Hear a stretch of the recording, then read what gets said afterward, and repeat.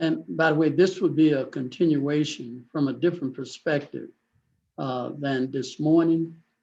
We're just going to be looking at what we're dealing with as this pandemic pertains to our immune system and how wonderfully God created this human habitation to deal with it.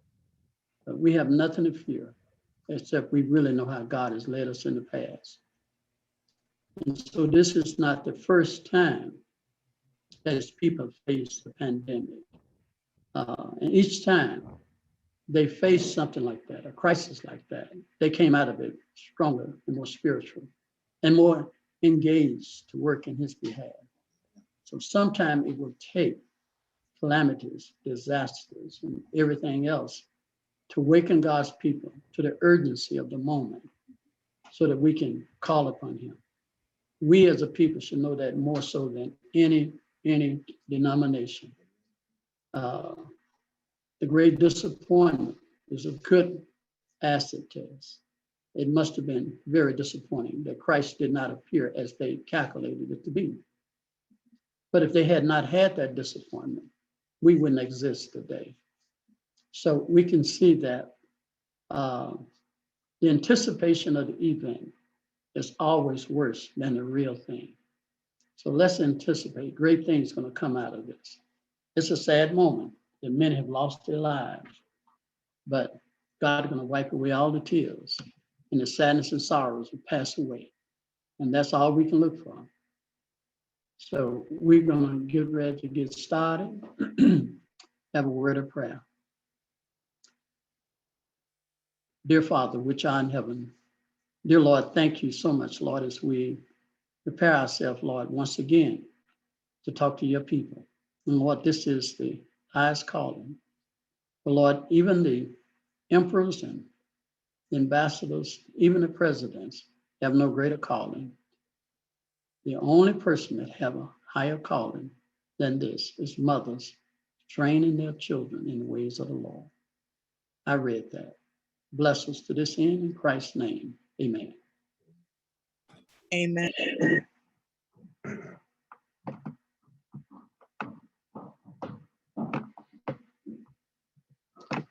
Okay, we're looking at Brother Scott Turner is going to help me with this.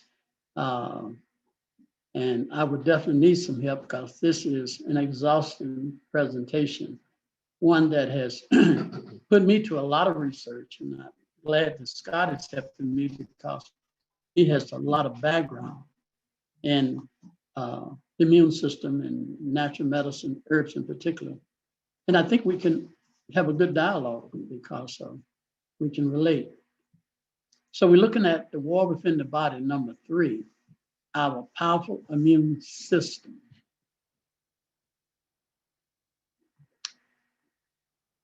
I mentioned as we began to open that we have come through a lot of situations as a people. And when I said we, I'm talking about collectively. I'm talking about God has always had one church. God have not had many churches. See, and this is, people make a fatal mistake. God's church is a movement. It is not a segment of people that are separated from the main body, but the heaven and earth. I mean, the church in heaven and the church on earth is one. And the assembly of the saints on earth assembles with the saints and the angels in heaven. So God never separated. Denominations came about because of the Tower of Babel. That's when they chose to have a name so they can be identified. God don't need that.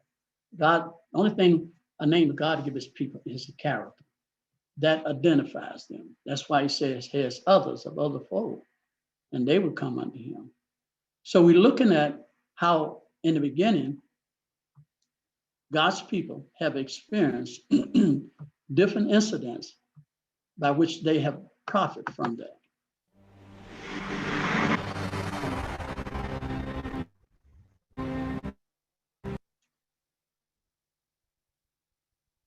In particular, the plagues of Egypt.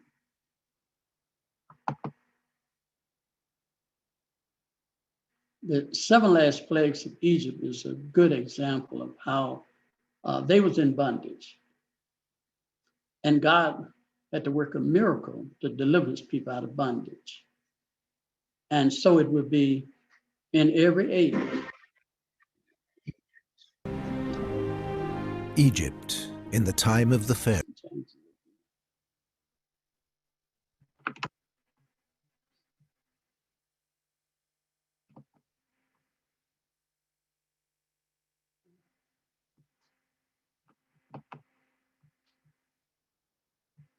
Just give me a moment.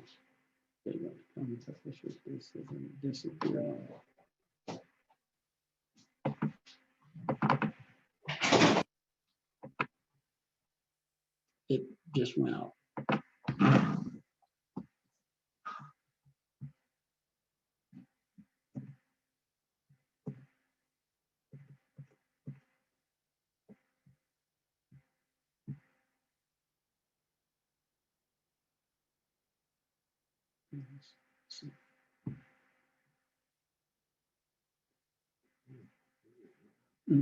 Why we had problem all day.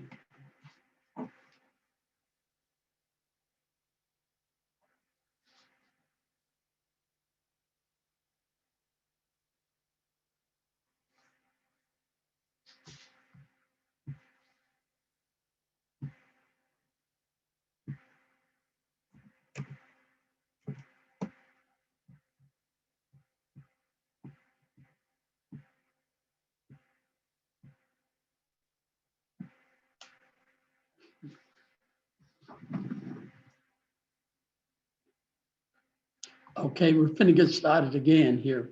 I was bringing about the when God's people down in Egypt, God had to work a miracle to deliver them. Some of them people have gotten comfortable down in Goshen, and some was sighing and crying for deliverance. Either way, God heard the cry of his people and he delivered them.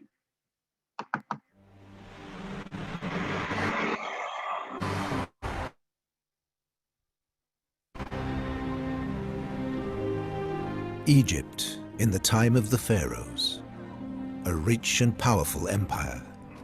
But the people of Israel live in slavery, oppressed by a tyrannical Pharaoh. To win their freedom, Moses sends 10 plagues on Pharaoh's land.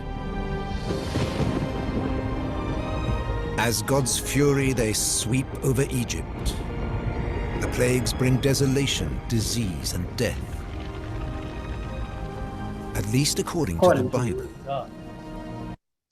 And according to the misconception of man, has been portrayed that God was attacking the Egyptians. But God was not attacking the Egyptians at all. God was attacking the gods of Egypt. You see, God loved the Egyptians. But in order for God to get their attention, he had to get their mind off of trusting in their gods. So all these plagues fell on their gods. They trusted that these gods would save them. These gods would deliver them. And so consequently, all the plagues was annihilated. And they had no more confidence in their gods delivering them. And in a very sad way, it seems that we also are trusting in the gods of this world, in its economy, and everything else. The time is at hand when there will be sorrow in the world that no human balm can heal. I see that. I see that now, more visible than anything else, Brother Scott. We are hoping with all our heart that man has found a solution for this pandemic. People are losing confidence because of the adverse side effects of it. People are trying to use the statistics to prove that it's a natural occurrence, that if only a small percentage get a bad reaction, then that happened in the flu, that happened in every other situation. So let's celebrate it. You have to understand the mentality of the medical community. To them, life, they view life different than we do. For instance, a 5-year survival rate means you cured. Of cancer. Yeah, yeah, which means nothing. For a man that lived 5 years in a day and he turned and died after that, I mean, the family gonna still miss him just as bad. 30 years old and dies at age 35. Yeah, so what is that? So so they look at like if a certain percentage of people die, as in the war, they know that when they send these young men out to fight in the war, they know that a percentage of them are gonna die. But for the good of the whole, those young men are sacrificed. That's kind of the way the system look at it. You see what's happening, Brother Scott? The Spirit of God is being withdrawn from this world. God is going to remove his spirit from the wicked. And as his spirit is drawn from the wicked, They get worse. they're going to get worse. But he's going to place more of his spirit on his people. We send the mass murders and killing, and I mean, it's horrible what's happening. Disaster by sea and by land follow one another in quick succession. God's purpose may be read. How do you see that, Brother Scott? God's purpose may be read in all the disasters that's taking place. Well, when you were talking about the children of Egypt and their deliverance, God was doing two things at one time. He was showing the Egyptians that their gods had no power, but he was showing his people how much power he had. And it just took a little while for them to forget. And that's us. We forget. Yeah. So we forget quickly. Yeah. We'll start complaining and murmuring also. It says, when we read the second line there, it says, there are among the agencies by which he seeks to arouse men and women to a sense of their danger. That's Prophets and Kings, page 227.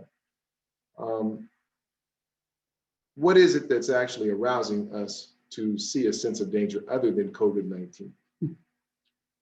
Our inability to really find a solution to this problem is a big problem, because that's forcing us to look outside of God. See, typically we can look at God's people and get solution. It's kind of like the man that was born blind in John the 9th chapter. That man experienced a miracle. He received his sight. And people that knew him, they knew he was born blind, but there was those that questioned, was that really him? And it aroused such an argument and debate in the community. And they wanted to find some answers. So what did they do? They took the problem to their pastor, to the priest, because they felt the priest know everything. And the priest was just as inadequate or more so than they were. He had no answers. And so we see this, Scott, when we see that when the government announced that the church is not an essential business, I mean, that is a slap in the face to God.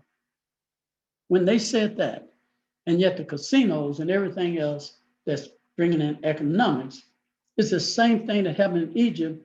Pharaoh was concerned about building those temples over there and building up Egypt.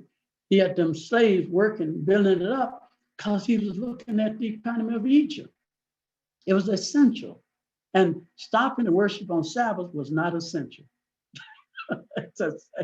It's amazing, the same things taking place. And yet, we succumbed to that. We gave it up. Yeah, and it makes me think, though, that when we go to our churches, a lot of the discussions are about what's happening in Rome and the eventual Sunday law that's about to come down. But there's a lot of things that happen prior to the Sunday law. She said that the closer we come to the end of time, there should be less said about the papacy. I mean, it's no need in beating that dead horse. I mean, we didn't hear enough about it. Now we need to be talking about preparation for the final crisis. There are two branches of the immune system: the innate immune system and the adaptive immune system. So we need to talk about that a little bit. Well, we're born with an innate immune system. right? That's right. So we're born with that. That's what we get from our mother's milk when we're young as well. It's building that innate immune system. That's right. The adaptive immune system is that which I heard somebody once say that they don't get sick because when they were a kid, they used to swim in the Hudson River in New York. And so they were exposed to all kinds of toxic material, so they don't get sick now. That's right. So you can go ahead and talk about that. But you're absolutely right. You know, for people that don't let the children play in the dirt and get dirty, you know, then those children are going to be more susceptible for infections. So, you know, you go to a country where, you know, the sanitation may not be so great according to our standards, and we go over there, we can get sick in a moment. But those people seem to deal with it. So yes, it is two immune systems, which is why it is also known as the non-specific immune system. The adaptive immune system is a non-specific immune system. It says the innate immune system provides a general defense against common pathogens such as bacteria, viruses, and other disease-causing microorganisms, which is why it is also known as the non-specific immune system. Okay, so now that means it don't specify. Right, it's a general defense mechanism. Yeah, it don't specify. It is whatever come up, it deals with it. It's the entire military. And that's what God created man whole. See, God didn't create a man with said, I want you to specify in just bacteria. You specify in microbes. Right. He said, general, you deal with everything. And the child come from the womb like that. It says the adaptive immune system targets specific threats and learns how to launch precise responses against viruses or bacteria with which the body has already come into contact. The various components of the immune system work together to provide both types of protection. So let's look at this adaptive immune system, vaccination. Vaccination is an adaptive immune response. We're forcing the adaptive That's right. response. Right? That's right. Because see, they take, for instance, a particular virus and they radiate it and kill it, make a vaccine out of it, and they give it to you. And your body recognizes that only through that vaccine. Now, anything else is not going to recognize, but it will recognize what that vaccine was designed to do, to specify. That could be good and that could be a problem because it leaves your body open for many other attacks because it's not designed for the other situations. We may have to take many, many, many different types of vaccine to As a protect us. result of one vaccine, you Right. might get into a perpetual vaccination scenario. You might have to because that vaccine target one specific element. And so, but we know we inundated with all kinds of problems. So the spike protein, we need to learn more about the potentials of the effects of it so that the vaccine and other things could be developed to counteract this spike protein. Well, let's talk about vaccine and the difference in vaccine for a minute, because when I was growing up, you got the polio shot and they told you, you're not going to get polio now. Go on about your business. But these COVID-19 shots are different. They say that they're 80% or 90% effective in preventing you from getting it. And then they say if you do get it, it helps your immune system to fight it. That sounds like a different category of a specimen than a vaccine. But what it was, the old type, the polio vaccine, what that did is it identified the problem and it helped the body recognize it through the immune system. The memory of those cells remembers that polio, exposure. But this is not dependent on that. This is genetically put together by studying the whole structure of that spike protein, by breaking it down, all the mechanism of it, and designing a particular vaccine based on analyzing the structure of that spike protein. So how do they know how long it will be effective, and how do they know any kind of side effects as a result, say 5, 10 years, second generation, third generation, because aren't they targeting the biology? I mean, the Yeah. genetic structure of the body? They don't know. To be honest, and I absolutely would tell them, you don't know, because we were just proven last week they don't know. Now we're seeing that some of the effects of one of those vaccines is producing the effects of clots, that they had to recall one of them. Well, this is the second one. Second one, yeah. Second one they recalled. Well, before that, we never heard anything about this particular vaccine would do that. They're discovering as they go along. And they leaving that door open, and they come back and say, well, this sometimes is a natural occurrence. Well, why didn't they tell us that beforehand? It's all brand new to them. And a year or 2 years from now, it may be something else. Because like I say, it's specified. That means it's going to attack what it's designed to attack. But this virus is smarter than people think. This virus can totally revamp and reshape itself and maneuver around any type of vaccine that you can come up with. That's why it's mutating. Virus has the ability to mutate. Now talk about that as it relates to the church or God's church, this mutation and adaptation Yes. situation. How does that relate in reality in the church even? Well, the church is going through this mutation also, adapting, because they can't not do the effective work that the old pioneers used to do. That was brothers like E.E. Cleveland and C.D. Brooks, Kenneth Cox. They do a crusade and they brought in hundreds and hundreds of people.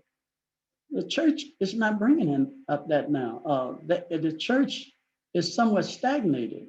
So in order to be able to compete with T.D. Jakes and all the other big time televangelists, they have to adapt their mode of working. And so this adaptation is changing our method. And the message. It is, because it have to be a watered down approach, because you don't want to offend nobody. Mm-hmm. And this is dangerous for the development of the spirituality of the body of Christ. I didn't want to get off the subject, but I think there is a parallel there. But you can't ever separate the gospel from health. This has been a problem. If we're going to separate the gospel from health, then we're just health practitioners. No, but we are gospel medical missionaries, and it is the foundation of our health message. So now the SARS-2, when I heard the SARS-2, I said, where's the SARS-1? I said, where did this 2 come from? Right. And that was the key. That's telling me that if there was a SARS-1 and the SARS-2, that means some mutation must took place to make a SARS-2. And it was. But they're telling us that this thing was just happened in a certain geographical location. But why did it just happen to be SARS-2 in that same geographical location? It seemed like to me somebody played with SARS-1 and developed SARS-2. Now, I'm not going to take it much further than that. That's what it seemed like to me. So it's bringing out, it says the SARS-2 is the virus that caused this pandemic. I'm saying this because we're restricted on what we can say. Oh yeah, I have to say something. Oh yeah, this SARS-2 virus that caused the pandemic, and its spike protein latches onto the cell and forces the virus into the membrane. So in other words, this spike protein out here that you see out here have to find an interest into that cell. And so it's not an easy thing to do, because the body has a barrier to prevent that from taking place. But this spike protein is very smart. So we see there it's covered with a coating, and that covering is sugar. There are only certain elements that can cross the brain barrier, out of the gut barrier. And there are barriers in our body. Amino acid, protein, sugar have no problem crossing, because protein, amino acid is sugar. So what it does, it latches on the sugar as a sugar coating to deceive these receptacles right here. These are receptacles. Here, the ACE2, those are receptacles on the spike protein. And they won't attach to anything unless they recognize it. Right. That's right. Because they know that your body must eat. It needs nourishment. It needs oxygen. So it's permitted to analyze, let in what is good for the body, reject that which is bad. So if it can pretend to be good, it can trick the immune system. So let's just talk about this protein for a minute. If you're bitten by a poisonous snake, what's happening there? Well, I mean, you can eat a rattlesnake up with his venom, and as long as you don't have a crack in your mouth, he's not going to hurt you at all. I mean, from that poison, Because your gaseous juice is going to break down that protein. Right. See, as long as the gaseous juices break down that protein down to peptones, amino acid, then your system digests it. But if that protein gets past the gaseous tract, In the bloodstream. then the bloodstream, now you've got problems, right? You get an inflammatory reaction because your immune system recognizes an offensive protein that have not been digested. The immune system will seek it out, attack it, and say, you have no business being here. You should have been digested in the stomach and through the small intestines. You should have been broken down. So that's with any toxic substance. If your body can neutralize it, then it's going to be less threat on you. But if your body cannot neutralize it, it could cause problems. So it must get in to the receptacles and into the cell. Once it get into the cell, it has crossed the barrier. And that's where the trouble begins. The human immune system detects foreign proteins like the spike protein by recognizing amino acids that are present. So the human, that's your white blood cells, can recognize the spike protein because it recognizes the protein amino acid in it. And when it does, your WBC white blood cells will attack it. And when it attack it, it will destroy it. That's immunoprotection. That's the way our body functions. That's what keeps us alive. RNA in one form or another touches nearly everything in a cell. RNA carries out a broad range of functions, from translating genetic information into the molecular machines and structures of the cell to regulating the activity of genes during development. If a different type of RNA enter into the brain cell, what can take place and how this can take place? See, the RNA is like the motherboard of a computer. It has programmed genetic material on how that computer is supposed to operate. I'm talking about the human body. Mhm. And as long as that RNA is compatible to the body, then there's no problem. But a foreign RNA, there's an adjustment period that had to take place, and that could spell some problems. And we're going to look at that as we go.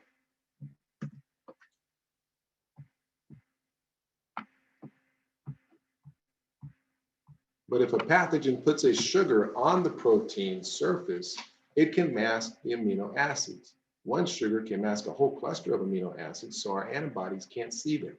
Many viruses do this, influenza, hepatitis C, for example. So the medical people know that this is a natural occurrence, that this happens in many viruses and microbes enter into the system, how that your body can figure out how to trick the immune system. And so what the pathogen would do, it would put a sugar coating over the protein, over the virus surface. This will fool or trick the immune system that it's an edible substance. They see this took place in different types of influenza and hepatitis C. It takes place also.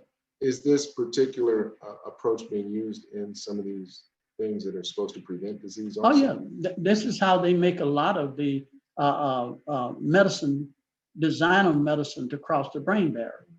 Because see, the brain won't let chemotherapy, it won't let drugs get across.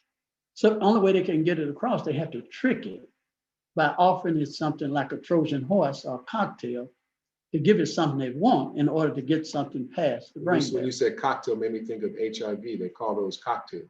Well, it is, but a cocktail is where they mix, they know that your natural defense will not allow something. So I can't enter in. They mix it with something that will allow it to get in. And so it pick it back and take it across the brain barrier or the barrier. So here we can see this red coating is really covered with sugar, covering the surface. And there we can see the sugar on top of the protein. Over here to my right is the spike protein. Now, it must be covered with that sugar in order to deceive the immune system. Without the sugar, the immune system Oh, will identify it and destroy it. They're killing. It won't stand a chance. Because, I mean, one white blood cell can kill thousands of these spike protein, anything. They're so powerful. So you made me think back to the church now. Yeah. What kind of sugar is being put on the pure message that would have an immune system even for the church? Well, false teaching, watered down teaching, teaching that is watering the principles down so much that it's been assimilated with no nourishment. And it's keeping the people on milk when it's time to let the people eat a little meat or substance. But it looks good. Yeah. It's got sugar on it, so it's easy to get into the church. And the effects of it is rapid growth, rapid growth. Sugar produces rapid growth. But low sugar content produce slow growth. Sugar acts fast. That's why it picks you up so fast and give you that quick energy, because the cells go at it and eat it and take it in, and boy, they got a burst of energy, but it's not long lasting. It's no foundation. So that's why you go in, you put on these big religious efforts, you bring people in, they come in and they go right out the back door. It's like sugar. Burst of energy, but not long lasting. Not sustained. Right. So here we see, Brother Scott, once again, we see those little yellow stars represent our WBCs, our white blood cells. Over here to my left is the sugar covering the spike protein. Over here we see the organs, from the lungs to the bowels. They also have a protective membrane, a barrier. And so they protect anything from coming in that may cause some inflammation and problem. It's the job of these WBCs to look out for our organs and our bodies. So if sugar presents himself, the WBCs move right out the way and give him a limousine service right through to our organs. You see that? And this particular pandemic goes to the top. That's right. And then from there, it can go throughout the body, because the rest of those are cytokines. Those are cytokines. That's the effect, adverse side effects of it intruding into the respiratory tract.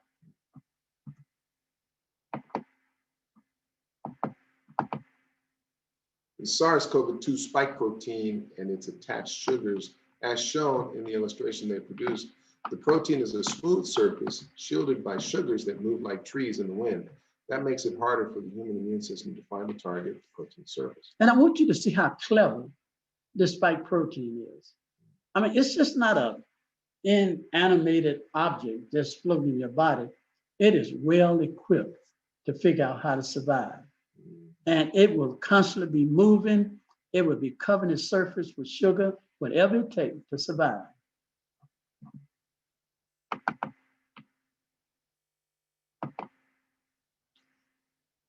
Carbohydrate molecules called glycans, shown in the dark purple, cloak the surface of the COVID-19 spike proteins, helping to fool the body's immune system by essentially camouflaging the virus against the white blood cells or attack antibodies. Okay, so the carbohydrate molecules called glycogen, you see those in the purple color right here. That's represent the sugar. And then in the red, you see the protein. So this must cover that red protein. Through that, it can fool the immune system or camouflage it so that the virus can get entrance and can do devastation to the body.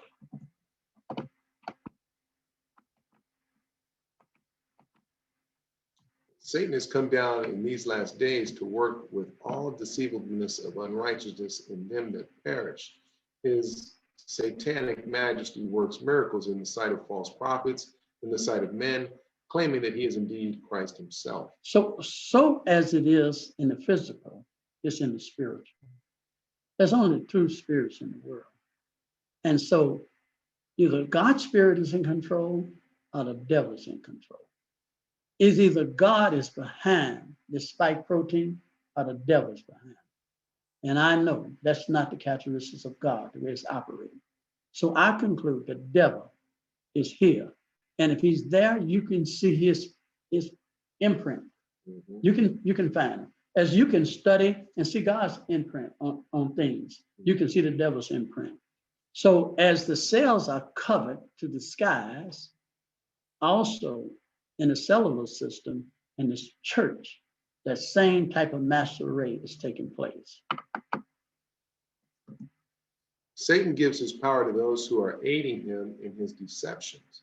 Therefore, those who claim to have the great power of God can only be discerned by the great detector, the law of Jehovah.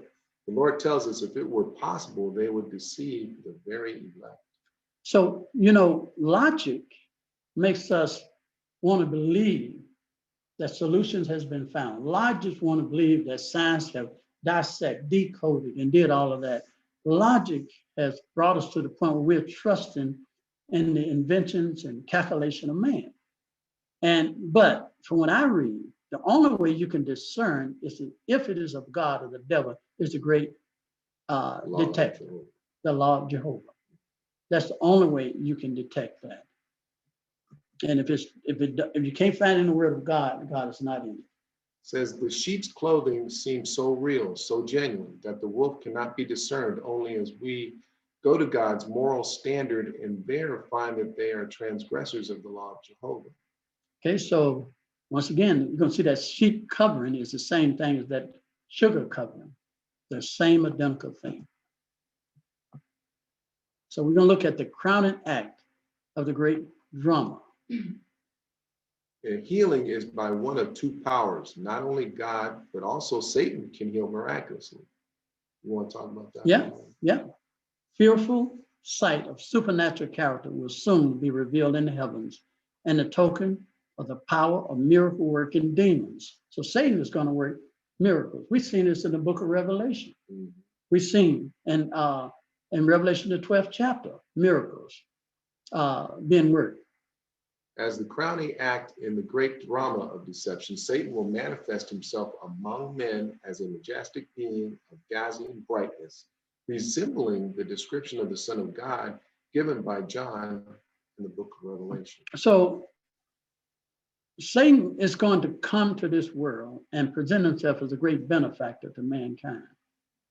And it's going to be so convincing that people will accept it. People that know the truth will accept it. Now, I give you an example. You got a little girl, she's seriously ill. You tried all the herbs, you tried the natural medicine, you tried all the pathologic medicine, nothing's working. But you heard of a shaman, and he's shaman. You heard of this man that is healing everybody out in the desert. And you said, well, hey, I tried everything else. Would you not attempt to try that? And this is why he would do it. He heals the diseases of the people, and then in his assumed character of Christ, he claims to have changed the Sabbath to Sunday. Now we're going to see the great test. The great test for us as a people. We have been led down the wrong pathway. You see, Satan knows that we're not going to give up the Sabbath. He knows that. We're not going to give it up. But he has a trick for us. And it's going to use the medical missionary work. It's no coincidence, God, that the medical work would be the last word. And it's no coincidence the devil going to use the medical missionary work for his own good. He'd be foolish not to do that. He's going to pick it back on the medical missionary work to fulfill his aim. And he's going to take advantage of it.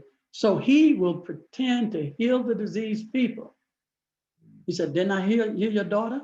And in his assuming character, pretending to be Christ, he can say, look, I talk with God. And God told me that if you're going to win the world, you got to come down off of that Sabbath. You got to work with him a little bit, and then you introduce the Sabbath to him. And then you end up keeping both days. And before long, you're only keeping one. It kind of happened in 321 AD, didn't it? That sure did. Satan performed miracles. We are to be on guard against Satan's deceptive arts. He will take possession of human bodies and make men and women sick. Then he will suddenly cease to exercise his evil power, and it will be proclaimed that a miracle has been wrought. Okay, it's ministry, a medical ministry. So Satan cannot heal. Let's get that straight right now. He cannot heal, but he can pretend to heal. He can possess the human body with his demons, and he can withdraw those demons. And you say, wow, it worked. It's a deception. That's right. It's kind of like acupuncture. Acupuncture can't heal, but it can redirect energy to make you think that you've been healed, but it just goes right back in a couple of weeks. Right. And it's going to be claimed a miracle. It's been wrought. He, Satan, will make people sick and then will suddenly remove from them his satanic power. They will then be regarded as healed. These works of apparent healing will bring Seventh-day Adventists to the test. The test. Selected messages. And that test, according to Bible 70 of the Bible commentary, is the great test that God's people will face before the eternal destiny will be determined. And it's that test on that image to the beast.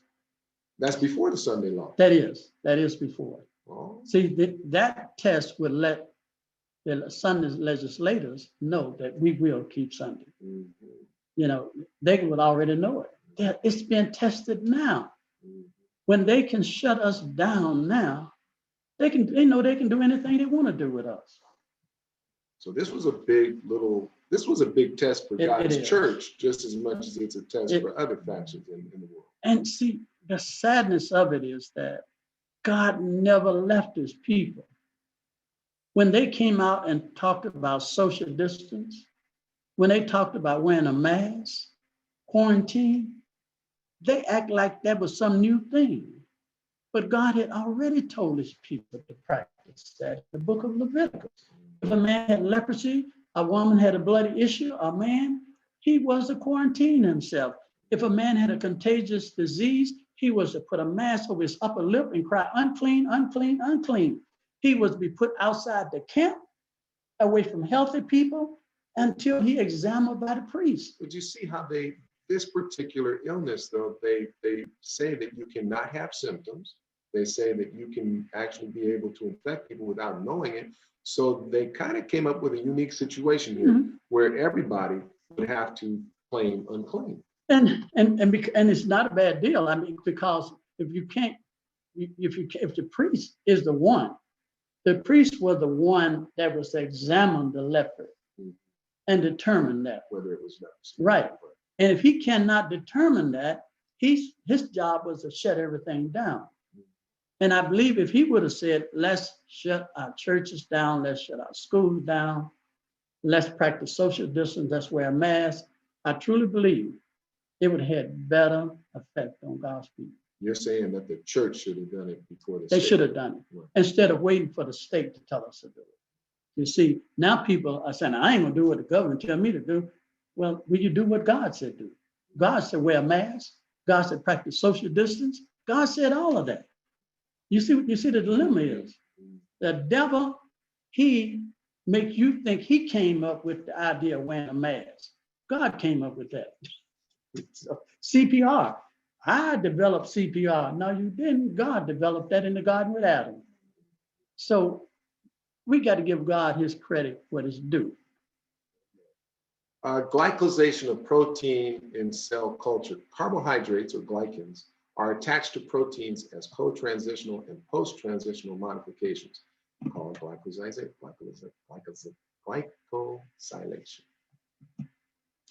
How glycans move and are attached to protein surfaces. The man has been working on other viruses, particularly influenza, before the spread of COVID. So they've been doing research on it. And so once again, that sugar structure and location of the protein surface help us determine which sugar to put on each site.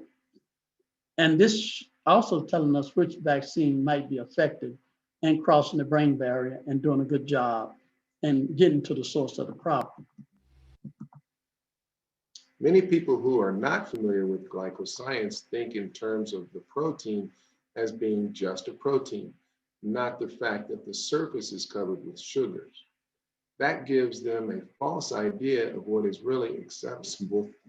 We talk about that as it relates to the church. I mean, Well, that, you can't read that without seeing that yeah. in that context after we've been talking like this. You know, I encounter a lot where people say that you can't eat fruits. Mhm. You can't eat fruit, especially sweet fruit, because it causes cancer. There is no science behind that at all. You know, and it's a deception. It's saying that God gave me fruits, raisins, God gave me grapes and apples and mangoes and bananas that cause me cancer. You see what the devil doing? God didn't do that. So, But they use that concept because, as you know, a cancer cell has 68 glucose receptors on that cell. Normal cell might have 12 or 14. And so they assume that because you're eating fruit, that's sugar, and that sugar is going to attach to the cancer cell and cause growth. that's right. But that's not necessarily It's the not, case. because see, the fruit and the plant-based food is full of roughage and fiber and cellulose. The fiber and roughage help pull any residue out of the body. It helps reduce any segments of sugar that is overloaded in the system. We see this with a case of high blood sugar. Your blood sugar, if you get high, what happens? You urinate a lot. It's your body automatically go into a cleansing mode to what? Reduce it. So, that whole concept came from a misconception of science. Yes, sugar can cause cancer, but that's not the same kind of sugar in complex carbohydrates as fruits and vegetables. If that is the case, then all food causes cancer, because all food is converted into sugar. So here once again, we can see the covering of sugar and the white blood cells. You see, they won't attack it. They will not attack it at all. And that leaves him free to do his devilish work. And once the sugar's gone, see, they will come in and attack it. And that's what they're supposed to do. By considering the sugars, you have an idea of just how much protein is hidden from our immune system. Sugar protect the protein hidden from our immune system, sugar and fats. Okay, so when we eat, everything's converted to sugar. And our body should have a defense mechanism to prevent from crossing over. So here you can see, as they eat the fat, the carbs, simple carbohydrates, it's going right past the protection, right into the gut, right into the respiratory tract, and consequently causing problems. But what should happen, it should block it. It should block it. Because these foods, though they are tasty and they look good, they should never be introduced to the body. And your immune system should recognize them as not a part of self and should repel them away.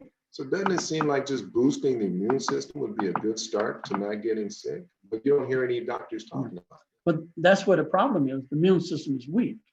And if you have an optimal immune system, it will take care of the body. When designing a vaccine, you want the vaccine to generate antibodies that recognize the parts of the protein that it can bind to and that the antibodies can attack. You have 7 lines of defense. So we have 7 lines of defense barrier. Your eyes are tears in your eyes. We're going to break those down. Your mouth, your nose, your stomach, your gut, your brain, and your skin. All those are barriers. And they are there to protect the body.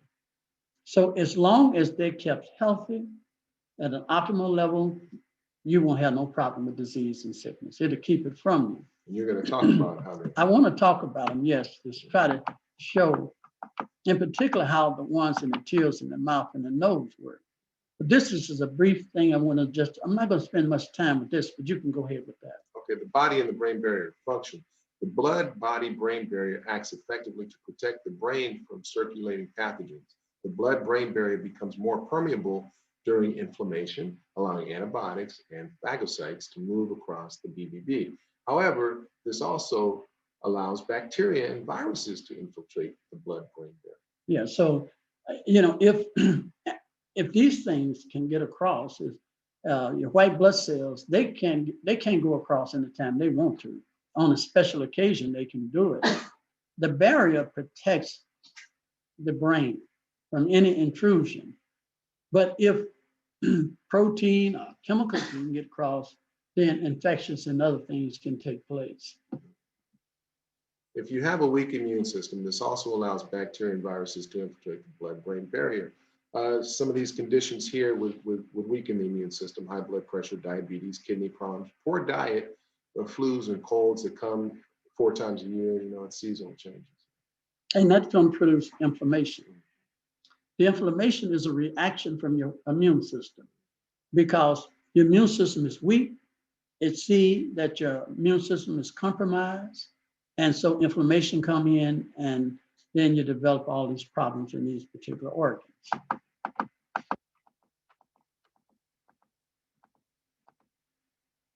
Can white blood cells pass through the blood-brain barrier?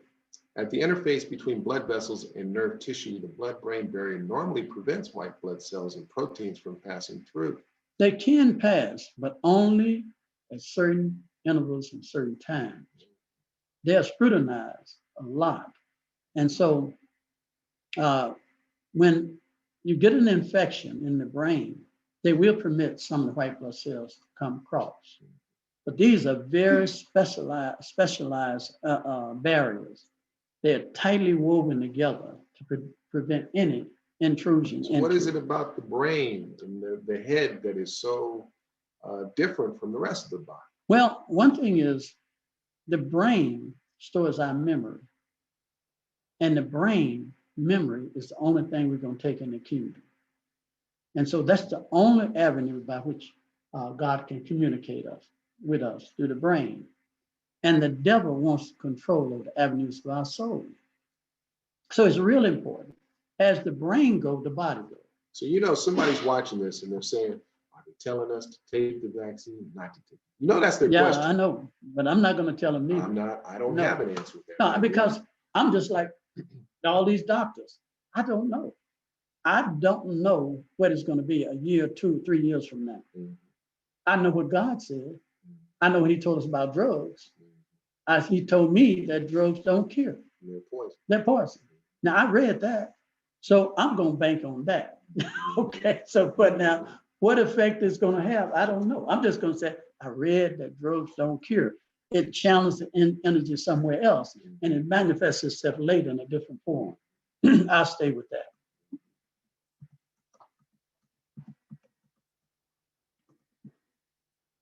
Protective shield for the brain. Our brain is using up an extreme amount of energy, and it is richly perfused with blood vessels. The blood-brain barrier isolates the central nervous system, i.e. the brain and spinal cord, and prevents some substances that circulate in the body but are not wanted in the control cell. Yes. That's what you just talked about. That's right. The barrier is formed by the walls of the blood vessels in the brain and spinal cord that are less permeable than other organs. Their so-called endothelial cells are closer together and have only very selective trafficking mechanisms. So it's so knitted together, so it only lets specified things cross the brain barrier. And we're going to see those. We see that drugs, they don't let them cross. Mm-hmm. We see chemicals, it don't let chemicals cross. Mm-hmm. White blood cells, unspecified cases, maybe. Mm-hmm. We see that the fats can get across because fats can be broken down to glycerin, which is a sugar. We see alcohol can cross the brain barrier, nicotine, caffeine, all of those mimic sugar. Insulin can cross, sugar can cross the brain barrier. So we know that, and amino acids can cross. So in our health message, in our diet, we don't eat, we don't drink alcohol, we don't smoke cigarettes, and we don't drink caffeine.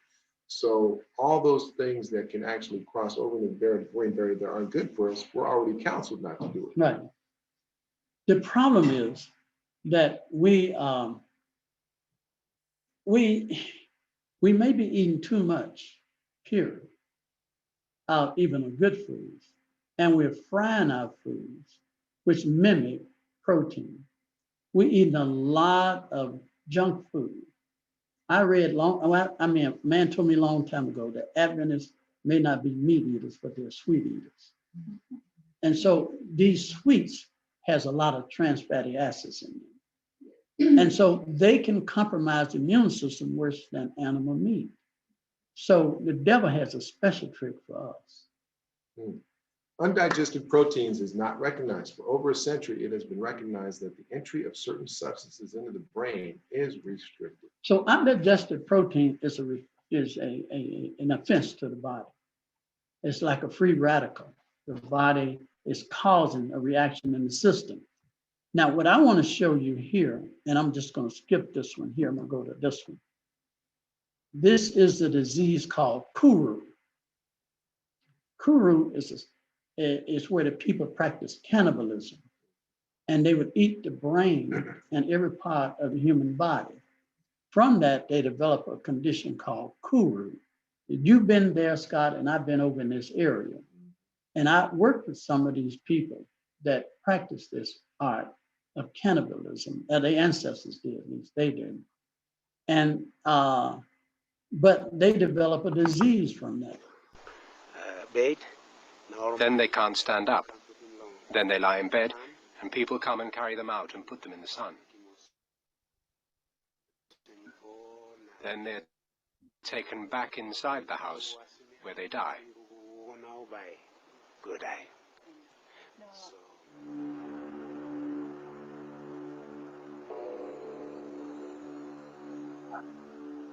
Without exception, the disease was fatal. By the late 1950s, it would have been hard to find a village unaffected by Kuru. The first outside witnesses noticed the smiling grimace that many of the victims wore. They called it the laughing death. The foray named the disease after their word for shivering. They called it Kuru.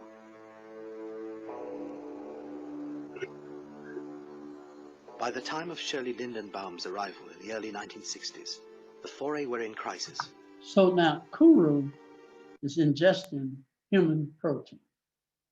This human protein having its own set of RNA and DNA. Yeah, because how is it getting past the gastrointestinal area? Because it has a very similar structure as that person's particular DNA and RNA. So it gets in the small intestines and gets absorbed. It's able to get through that. Okay, now, these people develop a condition called Kuru. Kuru is known as the laughing death. And what they did when they looked at their brain, Kuru dissolved their brain, the brain tissue, just dissolved it. And that's what happens when a person get this pandemic hit them. It destroyed the brain tissue. And what happened is the brain developed inflammation. And this inflammation is the body's immune system now is forced to come across the brain barrier to get and stop the infection in the brain. So now they will let the white blood cells come across because there's an infection. But when the white blood cells come across, guess what they do? They use a big bazooka to kill a little gnat. And they overreact, producing a lot of collateral damage. This happened in the lungs also. And that produced more inflammation in the brain. And it's just, that's when it's really bad. The same thing takes place in the brain, in the lungs. Now, also, you know, for Kuru, they had a shaking disease. It's a Parkinson. Parkinson is another disease where the brain cells start breaking down and dissolving. So because it's connected to the central nervous system, that's an offensive protein. If you eat too much protein and it go in your bloodstream, Scott, and it get up under your skin, you're going to develop a condition called uricra, hives. You're going to break out and itch, bumps all over you. If you eat too much protein and that protein get in your lungs, you're going to develop bronchitis or asthma. If you eat too much protein, it do not get digested and it get across the brain barrier, your gut, you're going to end up with colitis, ileitis, mucus colitis, or ulcerative colitis, inflammatory bowel problem. So it's anywhere in your body because there's a protein found in an area where there's no mechanism to break it down. It's going to always produce inflammation. That's popular today. It is. Yeah, getting past those barriers and getting into the bloodstream. A lot of people have gut problems. That's right. Albumin, human albumin, 5% is sterile liquid preparation of albumin derived from large pools of human plasma. All units of human plasma used in manufacture of albumin are 5%, provided by FDA-approved blood establishments only. So the FDA approved 5% of human albumin. They approved that, sterile, okay? So now, when they say sterile, that means that all contaminants has been taken out of it. They continue. The use of fetal tissue in vaccine developments is the practice of researching, developing, and producing vaccines through growing viruses in cultured dishes. Okay, so growing viral cultures. How do you, I mean, in other words, they think that they can take a 5% of the human plasma, an albumin, grow it in a laboratory for 60 years or 50 years, and now that purifies it, and now it's no longer called a human protein, a human plasma. What does Leviticus say about the blood? The life of the flesh is in the blood. So this is a counterfeit of taking that principle and Yeah. trying to say that we can now use the blood to replicate life. Yeah, they grow it, and it's going to prove it. What do they use fetal tissue for? MRC5, Medical Research Council cell strain number 5, is a diploid cell culture line composed of fibroblasts originally developed from the lung tissue of a 14-week-old aborted Caucasian male fetus. Okay, and they took this tissue about 60 years ago. And when the medical people come on the air and said there's no human protein in it, by what standards? See, they don't say that it was not started with human protein. They said that we have grown it out of it. And over a 60-year period, there's no human protein left. Reminds me of "You shall not surely die," and they didn't die in that moment, but they did die. That's right. Now, I know people keep what they call sourdough bread. They get a lump of bread, sourdough bread, and they pull out a little pinch of it. They keep it as a starter. So when they want to make some more bread, they can put a little piece in there and make them some more bread. They can pass this down through many generations like that. It's still sourdough bread. That's your great-great-great-grandmama started. I'm afraid it is still human albumin, even if it's been 60 years ago. Can nanoparticles be programmed? Nanoparticles coated with a dense monolayer of DNA can act as programmable atom equivalents, where bonding between particles is dictated by the DNA strands that are used.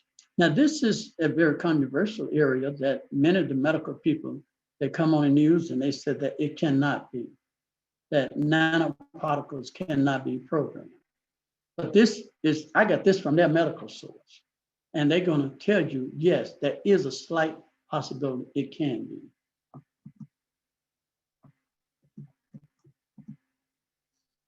Do nanoparticles change your DNA? Why would that matter if our DNA is changed? Well, because your DNA and your RNA are going to have your whole characteristic, the blueprint of who you is and the outcome of you and everything. So if it changed, it could change you.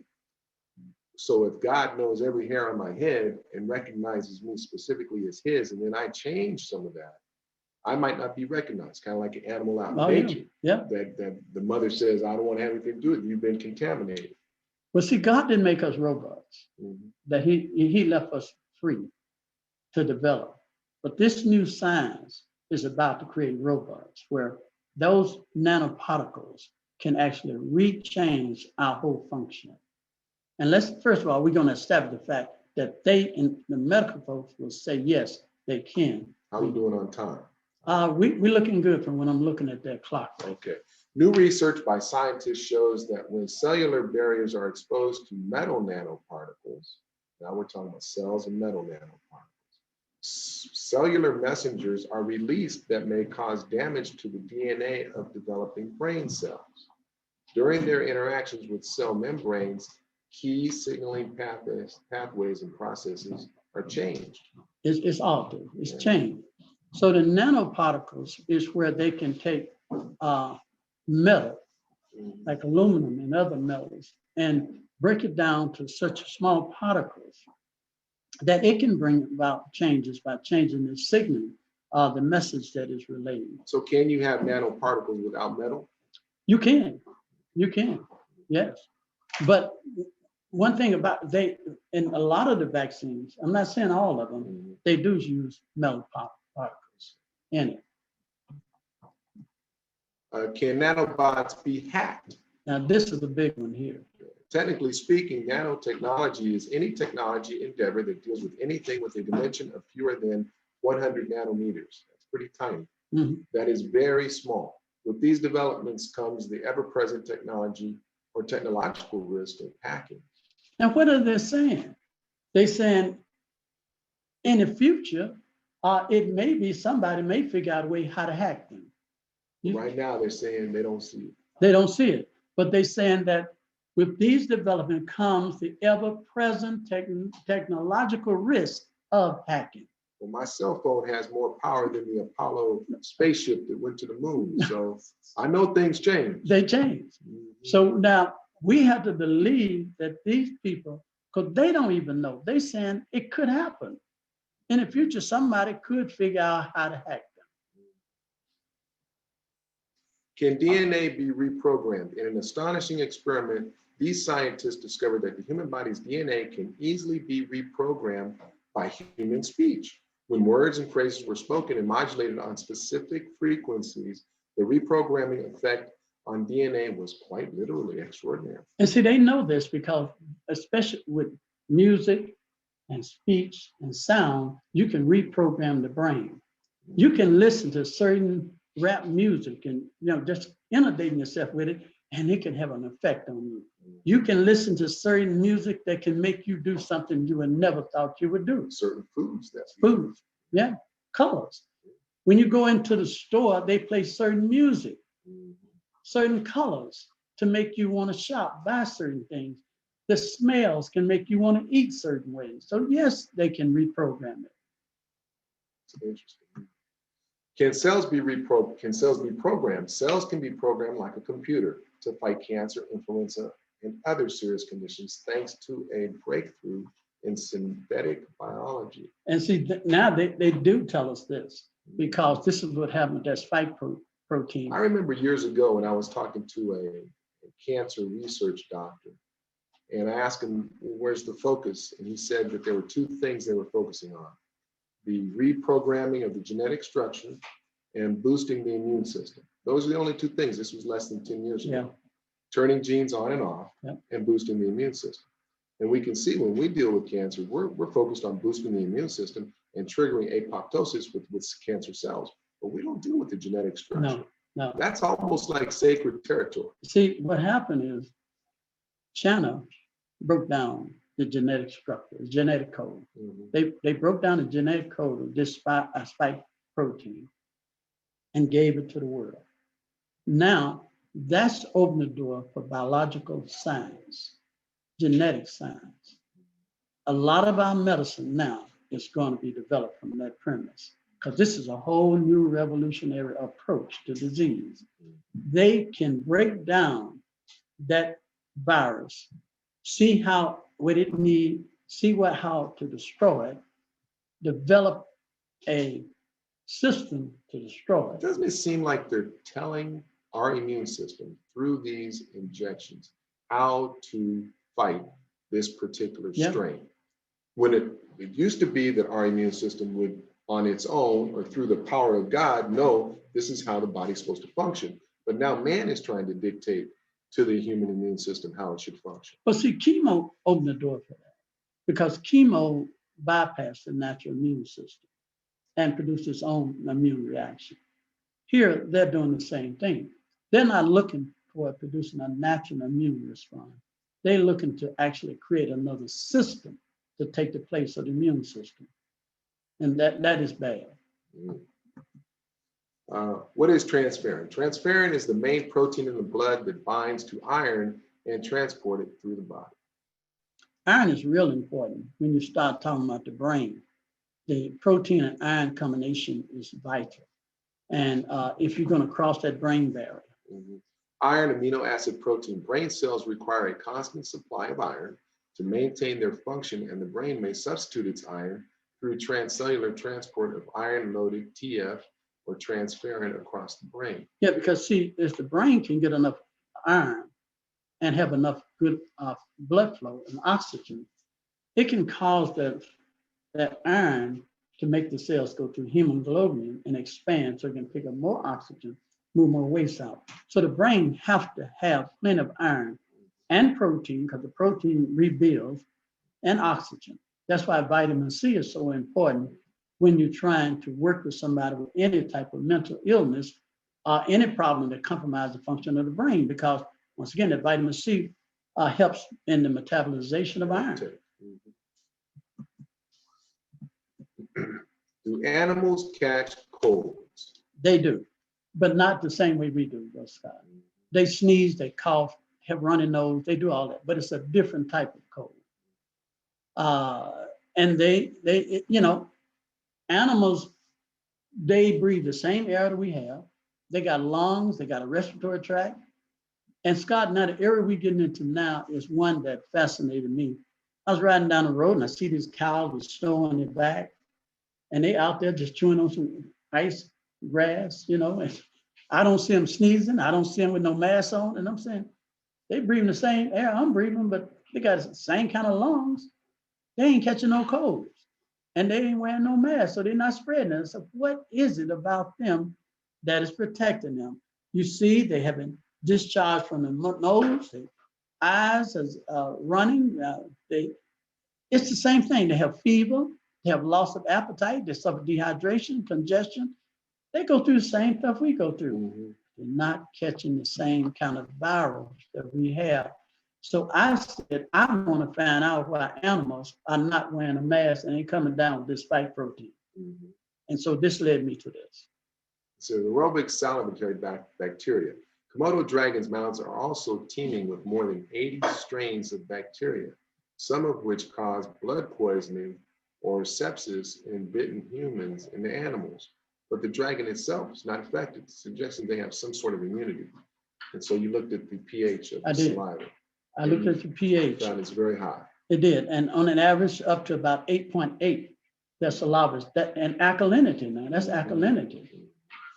And so you might want to give a brief explanation of the significance of the alkalinity. Yeah, and as I go through, I'm gonna do that, but it needs to be alkaline because of the protein and the glycoprotein.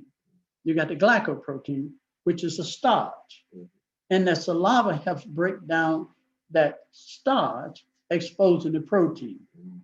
Yeah, you follow me?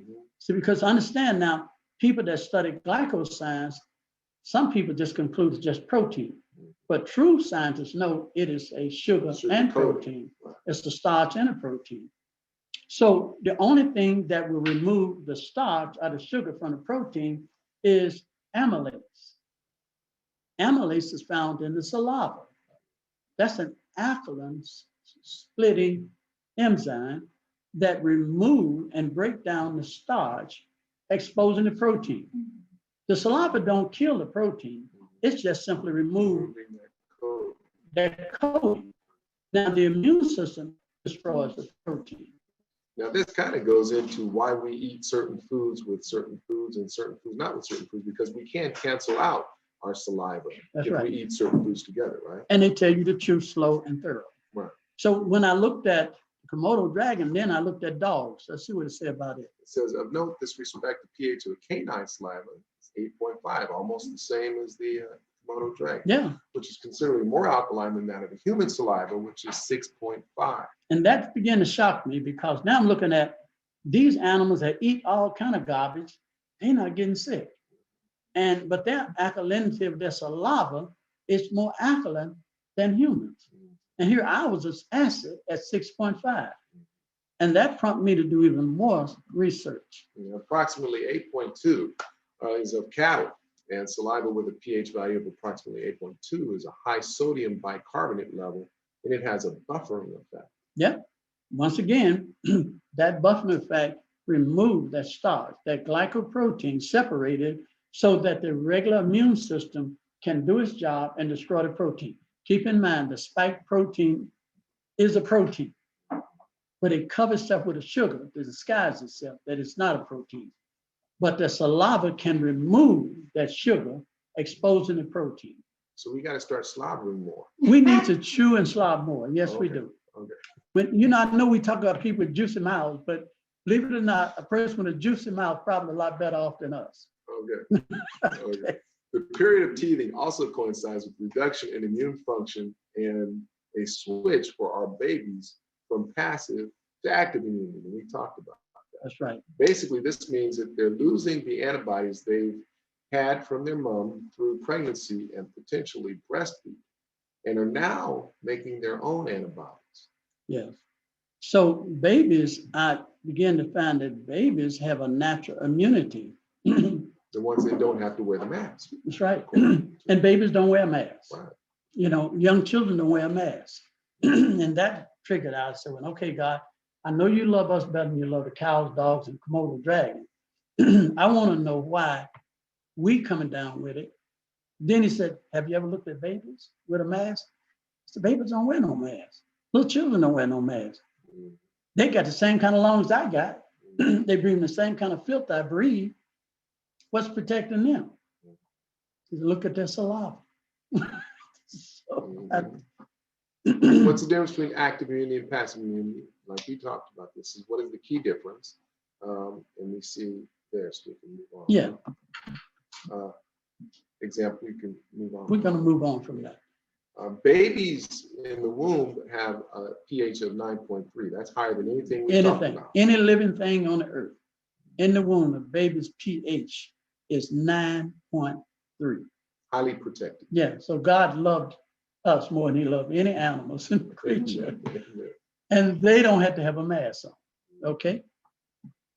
The period of teething also coincides with the reduction in immune function and a switch for our babies from passive to active immunity. Basically, this means that they're losing their antibodies they've had from their mom through pregnancy and potentially breastfeeding. They're now making their own antibodies. Yes. So now that means that natural immunity they was born with is now going to go through a change once they come out and they begin to nurse and they begin to introduce more variety of foods into their system. Remember now, when you was kept from playing in the dirt and eating the dirt, you was more subject to infections. Mm-hmm. Okay.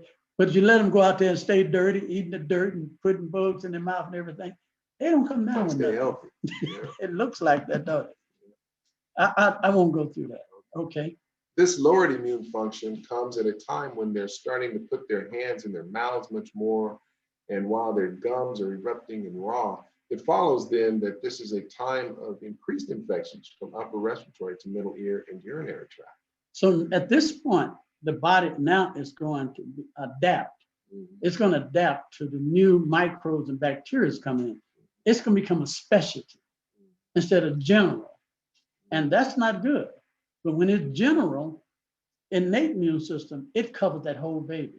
But now it's going to target one particular area and leave them open for other things. So mothers that have newborns that are constantly washing them and cleaning them and keeping them from operating in any kind of filth at all, are kind of weakening their immune system. They are, believe it or not, because if you're going to live in an adapted immune environment, you've got to adapt.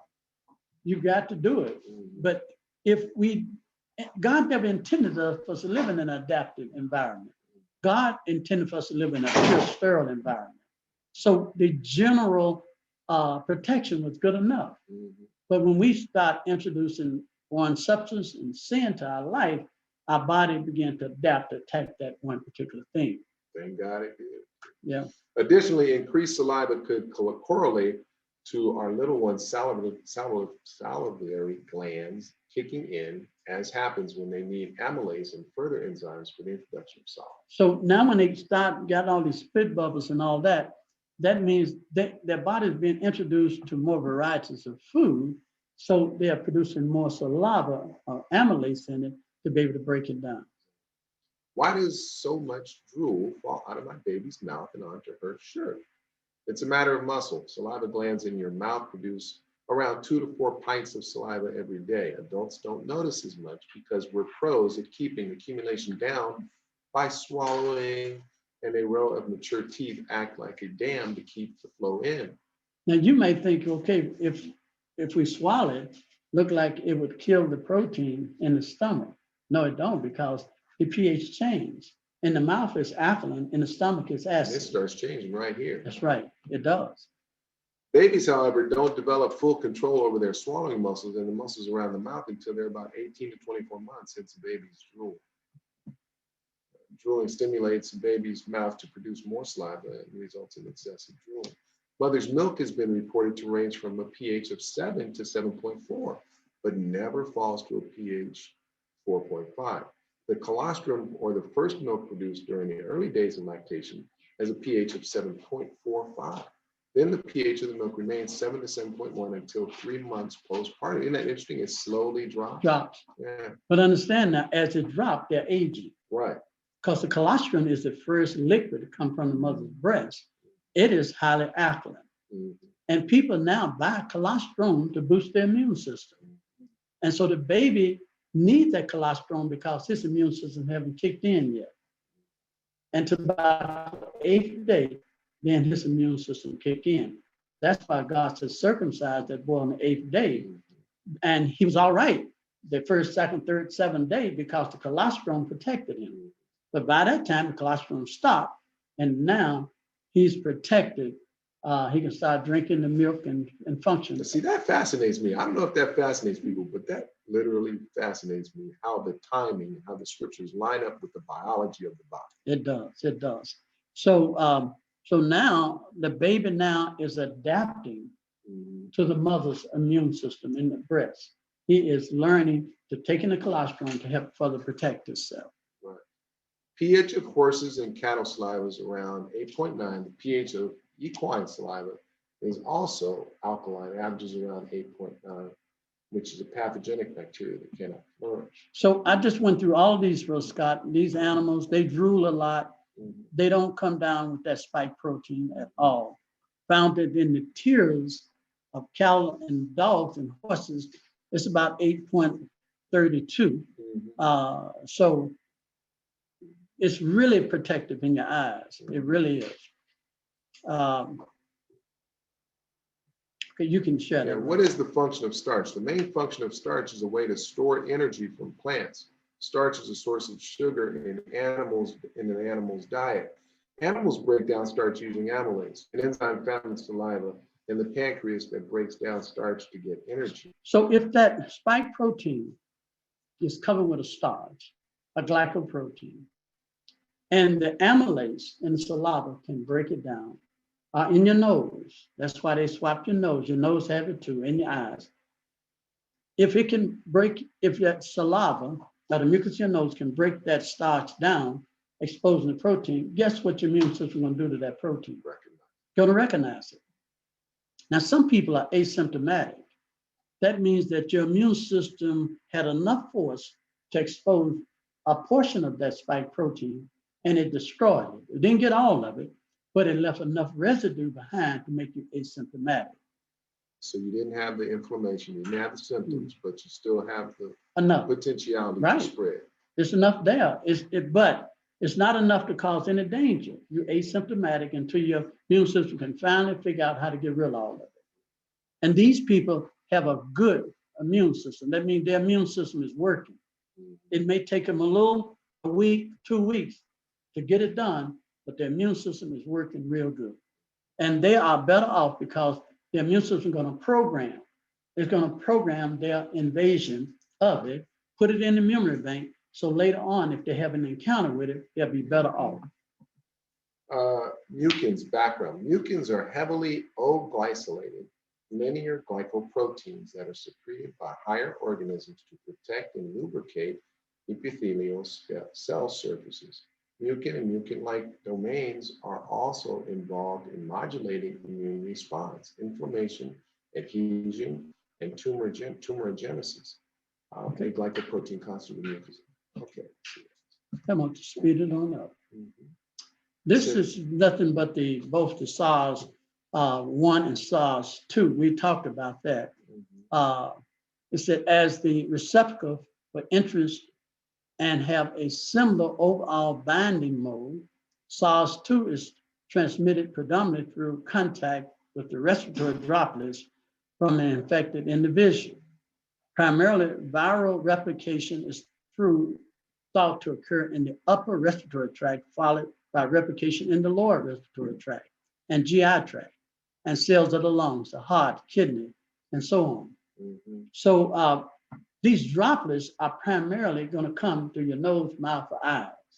That's the primary site. Once you get past that, the next area is your gut and your brain and your guts. So that means that if it's only partially detected, enough may get through to get to the brain, or enough may get through to get to the gut or the lungs that can cause a cytokines or infection to take place. And that's when you end up with respiratory problem, or you end up with some type of mental disorder, inflammation in the body. What is the ACE2 receptor? ACE2 is a protein on the surface of many cell types. It's an enzyme that generates small proteins by cutting up the larger proteins. This is what happened to that. Once the protein has been recognized by the immune system, it breaks that large protein down to a little small protein. And that way it can go ahead and destroy them. The infected individual may remain asymptomatic, an estimated 18% in one study, or develop symptoms. Okay, but see, this is what I was talking about. It's enough of the virus was able to get in that made them asymptomatic, but not enough to really cause any major problem. Those who experience symptoms may have mild disease, 80.9%, progress to severe disease. You know, what they do, even when you take the shot, you actually become asymptomatic. And so, but that shot allows your body to figure out how to deal with that virus. So hear what I'm saying now. When they give you the spike protein shot, you automatically going to be asymptomatic, because now your body recognizes the virus and is programming it so that it can further protect you until your body can dissipate it. Okay, what was that, Bill Scott? It says those who experience symptoms may have mild disease at 80.9%, progress to severe disease in less than 14%, and require critical care at less than 5%, or die in less than 2.5%.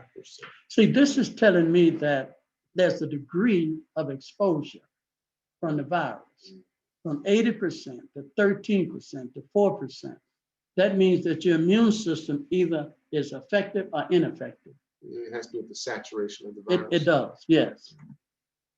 Those with severe disease experience an uncontrolled inflammatory response, a cytokine storm that may lead to acute respiratory distress syndrome, or ARDS, characterized by widespread inflammation in the lung, as the typical manifestation, or multi-organ failure through the immune-induced damage. And this is where your immune system failed. It failed. It was not able to break it down.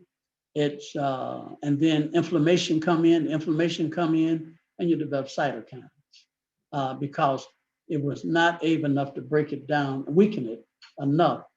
And so consequently, you will have severe problem and even death behind that. Inflammatory response, a cytokine storm, esophagus, stool, bowel, stomach, kidney, bone, brain. So those are all the different various areas where a cytokine storm can take place. And this is where you're going to need anti-inflammatories. You know, this is where I know you make an anti-inflammatory, and you're going to need it. I mean, with a good treatment protocol, you're going to need certain things. I strongly recommend start taking a good anti-inflammatory. I'm still taking it. I don't blame you, but you need to do it because we all may have some of the cytokine and don't know it, you know, and so it's a good thing to do. Protect your organs, internal organs throughout your whole body. And all disease comes with inflammation. That's right. Now we're in the last phase of it now, Scott, and I know we've been at it a little bit, so we're going to speed it up. Okay. But it's important now that we have shown, we have laid out a pretty bad picture here. Now, but there's hope when we see God has gave us to fortify our immune system. Now let's see what we can do as humans to try to head off this destruction. It says, recently it was reported that TEER, or lactoferrin and lysozyme, are relevant biomarkers of mucosal immune competence, and that the levels of these predict the risk of acquiring upper respiratory tract infections. So the level that you can consume can either predict or it can cause, a lack of it can actually cause problems. So you can almost measure a person's susceptibility. You can, yeah, you got to get the right proportion to be a barrier of protection against this spike protein. Lactoferrin and lysozyme concentrations decrease with age. So Now, there it is. Now you see it, don't you? So as a baby got plenty of it. Mhm. That is, it is pH over 8. But as he ages, what? It's getting less and It's less. getting less. Why is this virus mostly harming older people? Lactoferrin and lysozyme are among the most abundant antimicrobials found in nature, and they are widely distributed in animal tissues and secretions, and are considered among the most promising antimicrobials to become medicines for clinical use. So they know this. The medical science know that the lycozymes and lycopherrin has the most promising effect on antimicrobial effect on bacteria and virus. They know that. They're going to try to make a synthetic They version. got to. That's They know it works. It works in the laboratory, but they can't not make no money out of no milk powder and egg powder. They can't do it, Scott. I mean, man. So they say, oh, ain't no money in that. So what they got to do is to make a synthetic copy. Okay. Yeah. Both act widely against bacteria, viruses, and fungi, as well as having positive stimulatory effects on the immune system, yet dampening the pathological effects of an overreacting immune system. It will. If the immune system is hyperactive, it can actually slow it down and put it back in balance. That's what we use the anti-inflammatory for, to calm it down until it can catch up. But wouldn't it be so nice to mix the anti-inflammatory with this? That's Exactly. Lactoferrin and lysosome are found in markedly high concentrations in your tears compared with any other body fluid, and lactoferrin is found similarly in high concentration in breast milk and colostrum. This indicates the important role of these proteins in defense. Now, see, this is how I came to this conclusion. If babies got a high protection in breast milk and colostrum because of the lycopherrin and lysosome, well, how can I get that? How can I bring myself back to a baby so that I can gain that same type of protection? However, the usual concentrations are only just adequate and lower than normal levels in these secretions, increased susceptibility to infection. While SARS-CoV-2 is readily detected in throat swabs, nasal swabs, saliva, and sputum, and in a third of patients' feces, the virus is only infrequently detected in tears in a similar time. Why? Because of the high level of lycopherrin and lysosome is there. Lactoferrin, or LF, is an iron-binding milk glycoprotein that promotes the growth of selected probiotic strains. This is where I incorporate a natural iron source and also a glycoprotein and probiotic strain into the development of this lycopherrin and lysosome. I mix those together so that I can come the closest I can to produce the same effect that nature automatically produces. Oral administration of lactoferrin, usually bovine lactoferrin, in human and animal studies of various inflammatory disease states shows safety. In animal studies, oral bovine lactoferrin was shown to decrease inflammation, a marker of neutrophil infiltration in inflammatory bowel disease.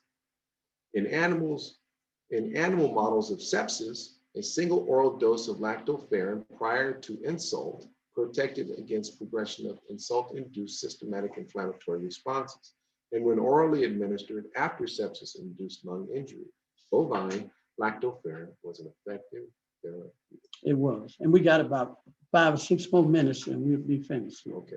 Further showing positive effects of lactoferrin in lung pathology, oral doses of human or mouse lactoferrin reduced microbacterium tuberculosis-induced lung pathology in mouse model, and bovine lactoferrin administered in mouse model of cystic fibrosis with a lung infection resulted in decreased bacterial load, decreased infiltrated leukocytes, and reduced iron overload. So they induce this lung condition.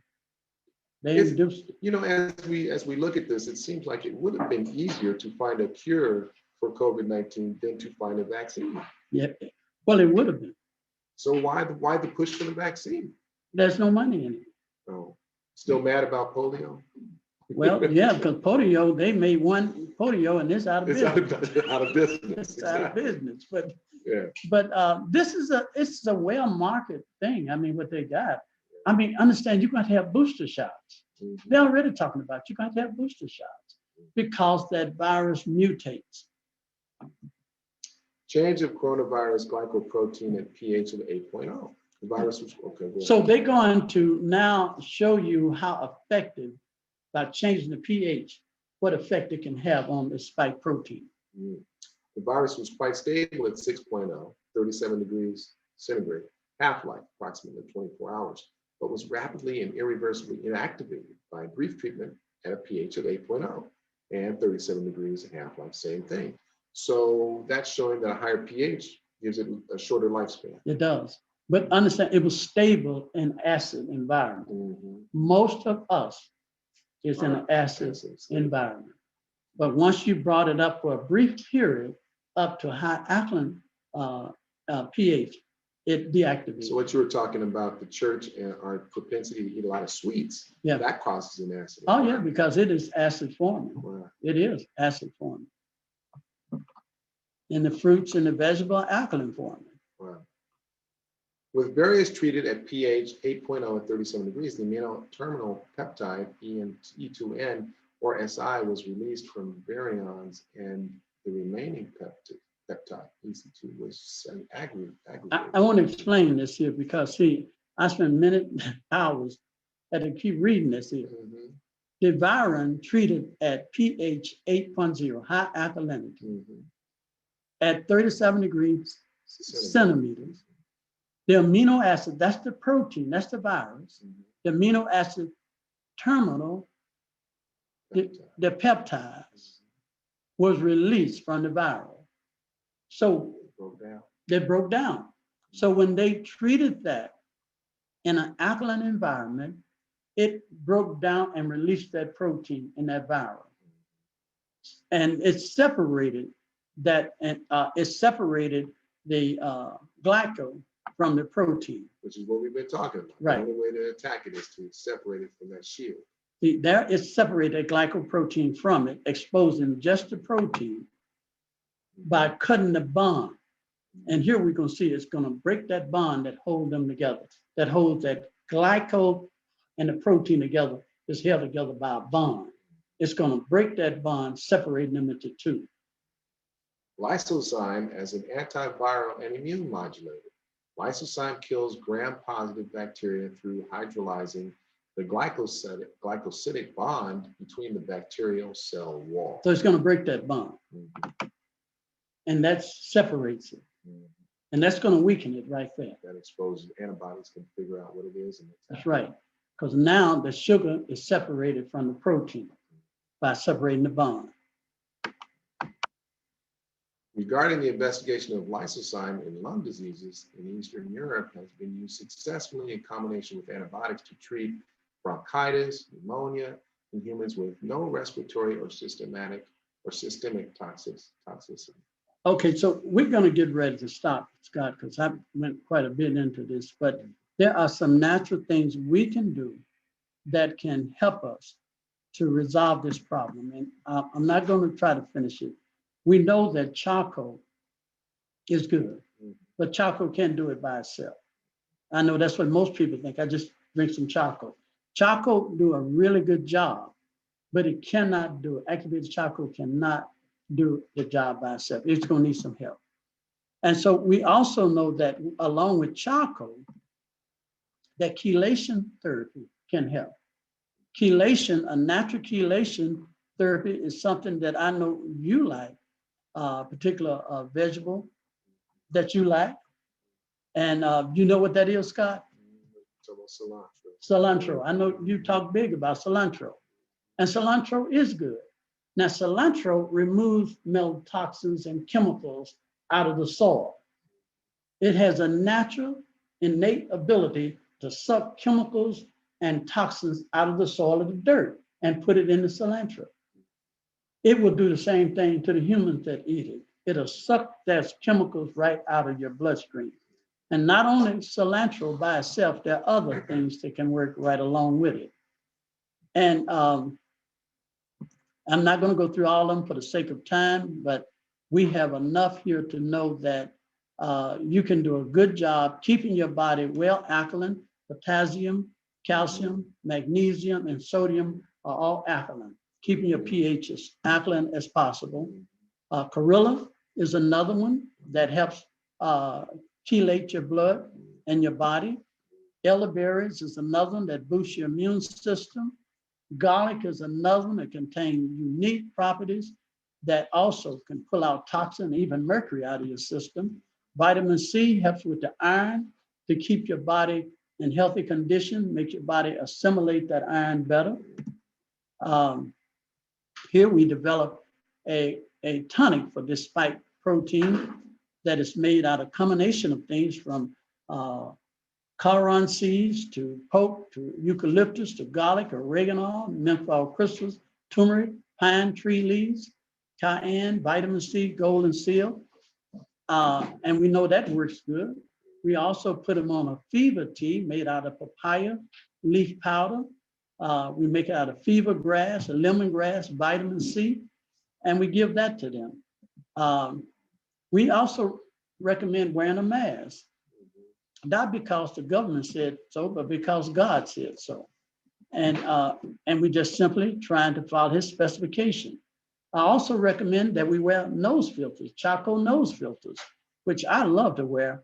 They're very easy, they're not inconvenient, and they catch almost 99% of any airborne particles that's trying to get up in your sinus cavity. So we do recommend that also. I also recommend that if possible, have a charcoal mask. Charcoal masks are activated charcoal masks are the best protective mask you can have. And so they're easy to make. You simply get you a good mask, get you a charcoal patch, put it in the front of it, and everything you breathe had to go through that charcoal. And basically that's it. With lysine, you can boost your immune system, keep the system alkalized, and just give God the glory. I like the magnolia, I like the pine, I like the cedar tea. That's good for your respiratory tract. And I'm going to stop right there. Okay. Well, hopefully we were able to cover most of what you want to look at. I know we didn't get through all of it, but do you think there might have to be a part 2 to this? Well, I think it's enough there to further investigation that we can go and study and see what else we can do. And I think that God has given us enough that we can do that. I think there's still yet more needs to be discovered, found out at least. But he have not left us defenseless. And like I said, I don't recommend people point blank say, I'm not going to take the vaccine. I think that's something that you need to consult with God. And you need to consider your circumstance and do what's best for you. And then let God dictate your action. Let him be responsible for your action. So we're going to finish right there. Turn it back over to the host.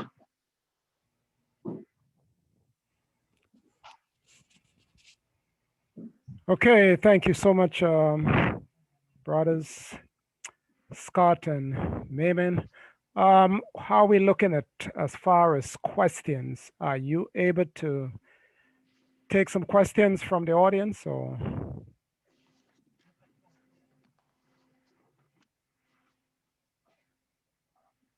Okay, we turn it back over to the host.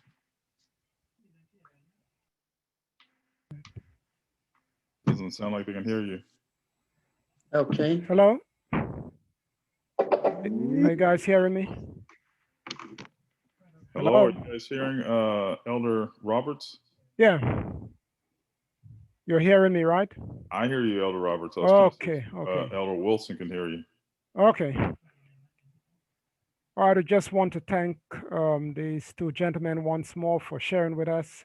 And I was asking about questions. Are you guys able to take a few questions at this time, or? Yes, yes, we will. All right. Okay, I think that I saw something in the chat earlier on. Maybe we can begin with that. And this was Sister Terry's question. It says, can you speak to the RNA that is reported that is being used in COVID-19 vaccination? Well, the main thing we know is that the RNA is a foreign RNA that they implant into your system. This was the great question mark. How would your body react to a foreign RNA that is not a natural component of your body system? Well, they feel like they have deactivated that RNA to the point where it will not produce any problems. But we don't know that yet. This is all speculation. There is no way they can determine what effect the RNA would have.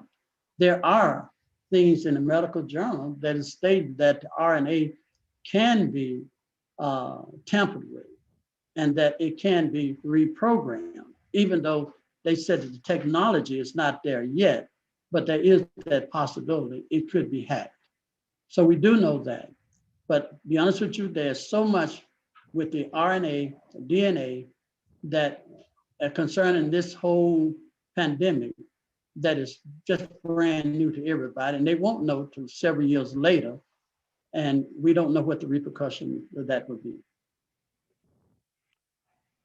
We do know what effect it had in Kuru.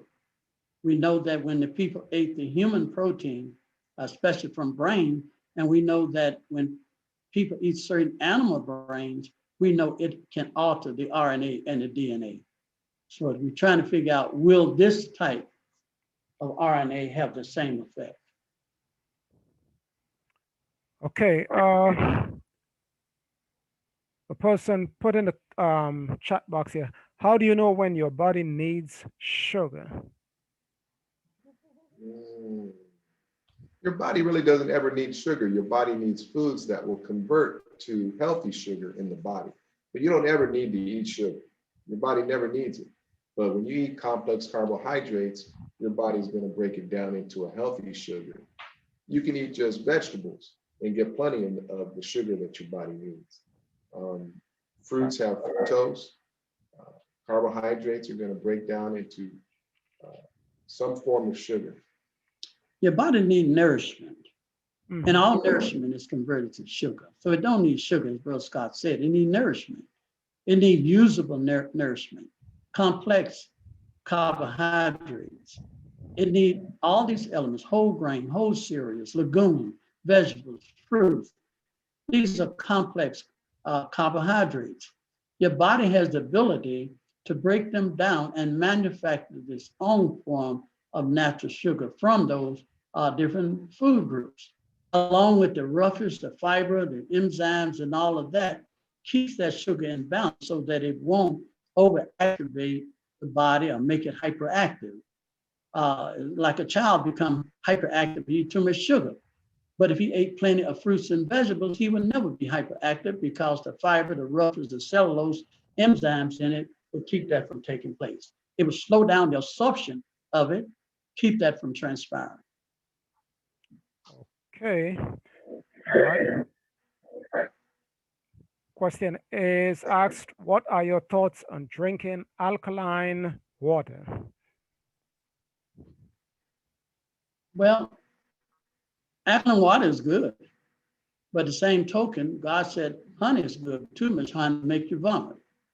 So I use that same premise. If I'm going to drink alkaline water, I may have to take a little acid water every once in a while, because your body must run at a certain pH. It can't run 100% alkaline. If it runs 90% alkaline, or 95% alkaline, 100%, you're going to create the same disease that high acidity would produce.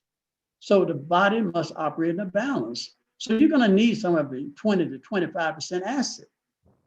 So you don't want to go too far and make it too alkaline. The same condition would develop.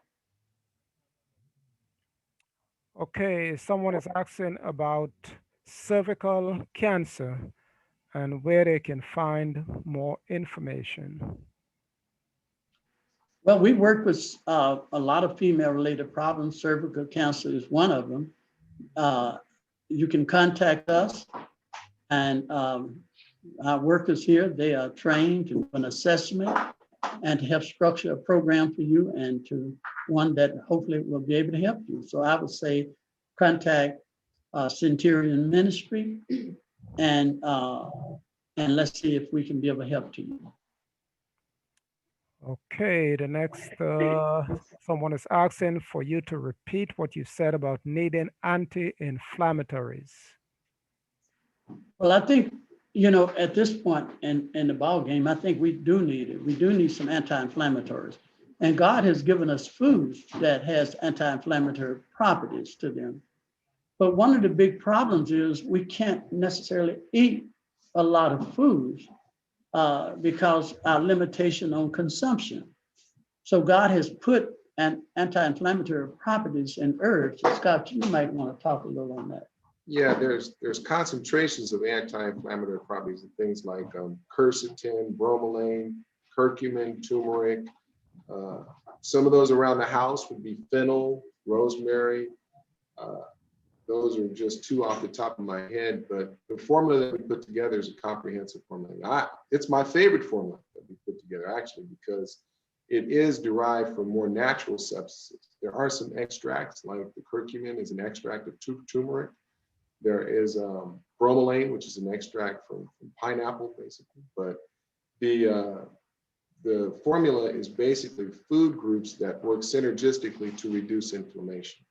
And that's why I really appreciate that formula.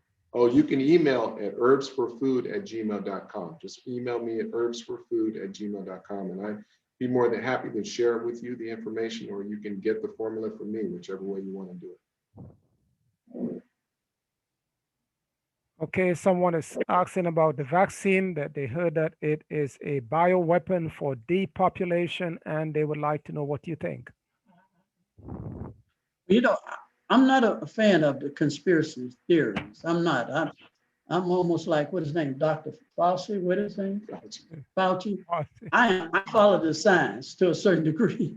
So I don't see that. I don't see that myself. Now, I'm not disputing it. The devil is wicked, but I don't have enough evidence.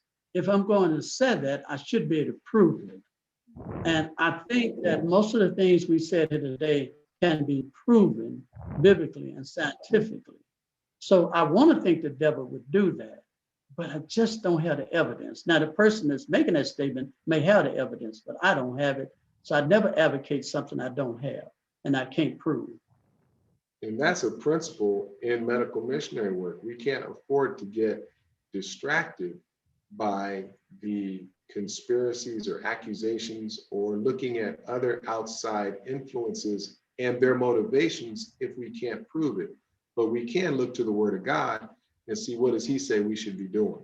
And that's where I see we get so caught up looking at all these other potentialities as far as what's coming at us, but we need to be focusing on what is trying to get in us, which is the Spirit of God.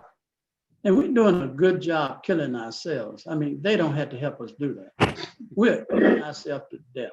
Let's face it. And so if we ate well, then all these tricks they have wouldn't work. If we obey God, we wouldn't have to worry about all that stuff. More food. Yeah, grow your food and live in a quiet, unpolluted environment and live a stress-free life. I mean, we wouldn't have to worry about so much of that. Let the devil go ahead and play his games. Next question says, when someone gets COVID but never knew they had it, in the lab test, the antibodies showed up 6 months later. No antibodies show up in the lab. Will the Well, memory like, cells you spoke of still remember if it comes in contact with COVID? yes, it does. It will. I mean, the memory cells will program it for life. And whenever it have an encounter, it will bring it up and figure out what did you use beforehand to deal with it. That's how God has fearfully and wonderfully put us together. I'm sure most of us probably have had COVID to some degree with all the infection it is, but our body is so fearfully put together that we was able to produce an immune response and never knew we had it. Think about how often you have cancer. Cancer is the #2 killer of the world. And you think about the hundreds of thousands of millions of people with cancer, all of us have had it and didn't even know it, and will continue to have it and probably won't know it. But God has given us some protection. So you don't worry about that. You know, you really don't stress yourself out over any of this. If you got a condition, you deal with it. But you live your life according to God and ask his favor and protection on you. Next question. Would you agree that the spike protein aids the immune system to recognize an additional virus? Now, repeat that again. Would you agree that the spike protein aids the immune system to recognize an additional virus? Well, I don't know. I know that the spike protein challenge the immune system. And then if your immune system is using a particular drug to fight it, then that's all it's going to fight. It's just going to fight that spike protein. So then, but the spike protein can mutate and come from a different perspective and trick the immune system. So I am aware of that. And they're aware of it even with the vaccine, that it can mutate so that the vaccine is less effective. So it may look like what you're saying is the truth, but it's that virus is constantly mutating and changing. The vaccine is designed to specify, deal with it, and not mutate. Keep in mind, the vaccine don't mutate. It stays focused on that virus. So that means they're going to have to create other types of drugs to deal with other forms of mutation. That's why they had to change it somewhat. When the different variants came out, they had to go back and add some other things to it because the vaccine don't mutate. It stays the same. But the spike protein do mutate. You gave a very direct answer to the question, but I also want to add that whenever we put any foreign substance in our body, our immune system goes to work to attack that foreign substance, whether it's a chemical drug or a vaccine. So we're going to take a measure of our immune system's resources away to fight that substance, even though that substance is targeted, as you were saying, to the actual virus. So ideally, we would build our immune systems up and maintain our health to where the virus can't get a hold. I mean, that's ideally, but we know that we're in a disadvantage right now. If we can get back to innate immune system so that it deal with general condition, we'll be better off. But if we want to start specifying that it's going to deal with this, it's going to deal with that, that's the danger of it. It's endless. You'll be doing that forever. Because you're going to always have to change. Right. And it opened the market for big pharma to always come up with a different drug. Now that's a good point right there. Now you kind of nailed it on the head. This is the beginning of a perpetual pharmaceutical invasion into our life. Right. And this was, and you look at with a baby with an innate immune system, he don't have to worry about that. He don't have to worry about that. God has put that in him because he haven't put all that garbage in his body as of yet.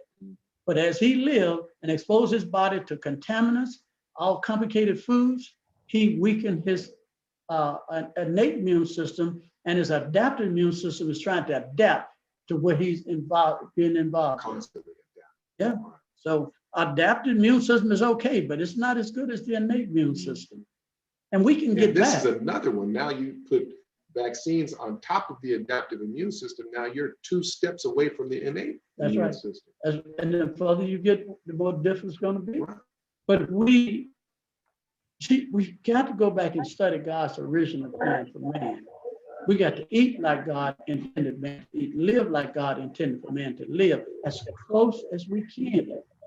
That would put less stress on the body, and less we be dependent on an adaptive immune system, because they have adaptive drugs to deal with an adaptive immune system.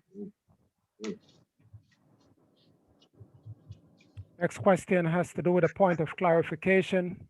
Said the spike protein is the coronavirus and not an extra or additional protein. It is, yes, it is. But they got 2. They got that number 1 and number 2. So you're saying that the spike protein is the virus? It is. But you got SARS-1 and SARS-2, which is a spike protein. Okay, next question. I recently heard that to kill the virus, it would benefit us if we consume green sauces with zinc, quercetin, or quercetin, etc., because it has quinine in it and it kills the bacteria of the virus. Does this blend with your understanding? You know, the body only asks for good, wholesome nutrition. I hear all over the world, people have developed beautiful formula of dealing with the spike protein, and they're getting good results. So I don't think there's one particular thing that would do it. I think the body just give me good, wholesome nutrition, fortified in minerals, zinc, a little copper, a little iron, cobalt. Just give me what I need. I'll figure out how to deal with this virus. But if you try to say, I'm just going to take zinc, no, I'm saying get it in its full spectrum of foods. Eat healthy, less stress, rehydrate yourself, plenty of exercise, protect yourself from overexposure, and then good elimination, good digestion.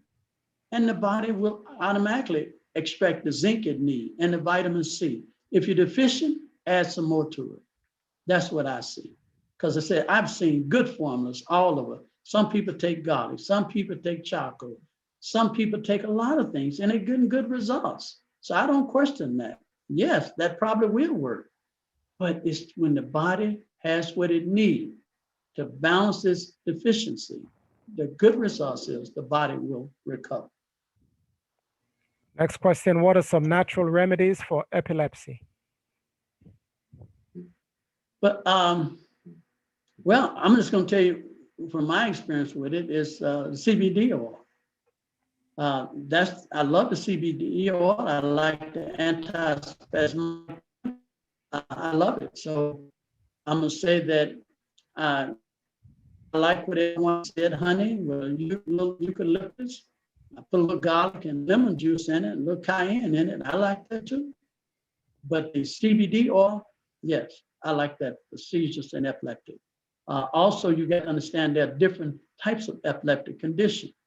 There are different ways people develop that. It could be a head injury that's got scar tissue. It could be toxicity. It could be from a child that is suffering from constipation. It could be chemical-induced epileptic condition. Parasitic. What was that, Scott? Parasitic. Yeah, it could be parasites, yes. So you got to consider all the different phases that could cause it. And this is where you have to sit down, do an assessment, try to figure out what is the cause of it, try to eliminate those causes. Next question, are you saying that are you saying that the vaccine reduces the effectiveness of the immune system? No, I'm not saying that. I might have said that when I said that whenever a foreign substance is introduced to the body, the immune system has to attack it as well. But we're not saying that that is unique to the vaccine. Right, he's saying a foreign substance. Right. Now, if you classify the vaccine as a foreign substance, yes. But anything that is put in the body that will compromise the function of the immune system, because the immune system is going to go to try to get rid of it. But if the substance is constantly being put in at a strong level, it's going to exhaust your immune system. So I think the question, to answer that proper question is, do you classify the vaccine as a foreign substance? Is it a drug? And if you say yes, then you're absolutely right. If you said no, then okay, that's okay too. But I'm saying that I think I'll leave that up to the individual. To me, anything that I put in my body that is classified as a drug would be a foreign substance and will make my immune system work harder to free itself of it. And I can say that without even saying it. Next question is there anything that can be used to help with enlarged tonsil that is not tonsillitis? Well, now that's a strange question because enlarged means that it's got some swelling. And if it got some swelling, it's got some inflammation. So I'm wondering that, do enlarged mean it don't hurt? But that don't mean it don't have no Because inflammation. tonsillitis means inflammation Yeah. of the tonsils. It does. That's right. So if you got swollen tonsils, I would treat it the same way I treat tonsillitis. I would do it. I would try to reduce the swelling in it. And I think that would solve the problem. I remember I had my tonsils out when I was about 13, and I ate a lot of junk food at that time. And I would come down with colds a lot. And usually when I talk to people even now that have tonsillitis, usually they don't have very good diets, and they need to do a total detox and cleanse and start eating properly and getting good rest. At that same time, a lot of young people were getting what's it called, mononucleosis, which is another immune deficiency where your body is just struggling to fight typical pathogens. So usually these come from just weakened immune systems, and that comes from what we're eating and doing. And your tonsils is nothing but lymph glands. That's part of your lymphatic system, your protective system. So if they swell, that means they caught some micro or bacteria and tried to keep it from causing further damage. So that was your immune system in work. You try not to get those cut out if possible. Sometimes they can get so bad you don't have much choice. But just keep in mind, it is a part of your immune system, act to a